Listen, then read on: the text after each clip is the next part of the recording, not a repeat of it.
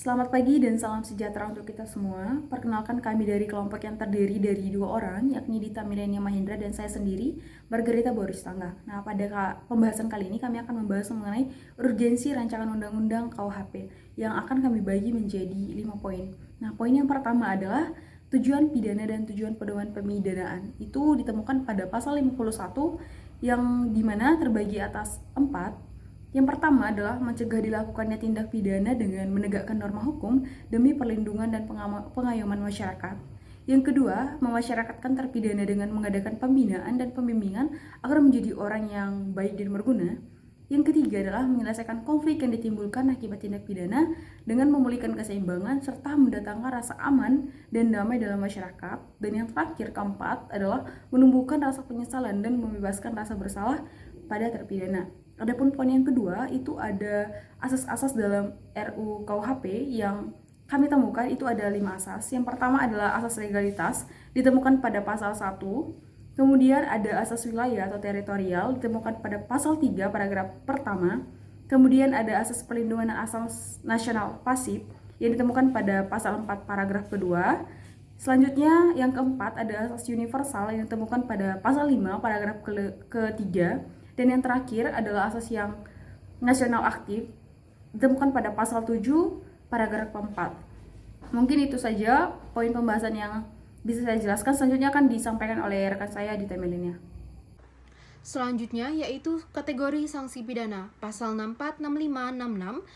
Sanksi pidana terdiri atas yang pertama yaitu pidana pokok. Nah, pidana pokok ini terdiri dari pidana penjara, pidana tujuan, pidana pengawasan, pidana denda, dan pidana kerja sosial.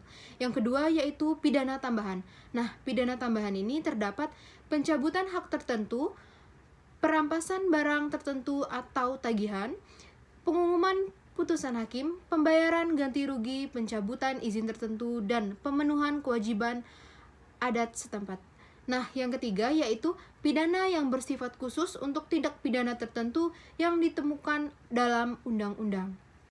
Slide selanjutnya yaitu pedoman pemidanaan pasal 54, yaitu harus mempertimbangkan yang pertama bentuk kesalahan pelaku tindak pidana, yang kedua motif dan tujuan melakukan tindak pidana, yang ketiga sikap batin pelaku tindak pidana, yang keempat tindak pidana dilakukan dengan direncanakan atau tidak direncanakan, yang kelima cara melakukan tindak pidana, yang keenam sikap dan tindakan pelaku sesudah melakukan tindak pidana, yang ketujuh riwayat hidup, keadaan sosial, dan keadaan ekonomi pelaku tindak pidana. Yang kedelapan, pengaruh pidana terhadap masa depan pelaku tindak pidana. Yang kesembilan, pengaruh tindak pidana terhadap korban atau keluarga korban. Yang kesepuluh, pemanfaatan dari korban atau keluarganya dan atau nilai hukum dan keadilan yang hidup dalam masyarakat. Yang terakhir yaitu lanjutannya, ringannya perbuatan, keadaan pribadi pelaku, atau keadaan pada waktu dilakukan tindak pidana, serta yang terjadi kemudian dapat dijadikan dasar pertimbangan tidak menjatuhkan pidana atau tidak mengenakan tindakan dengan mempertimbangkan segi keadilan dan segi kemanusiaan. Baik teman-teman, sekian materi yang dapat saya sampaikan.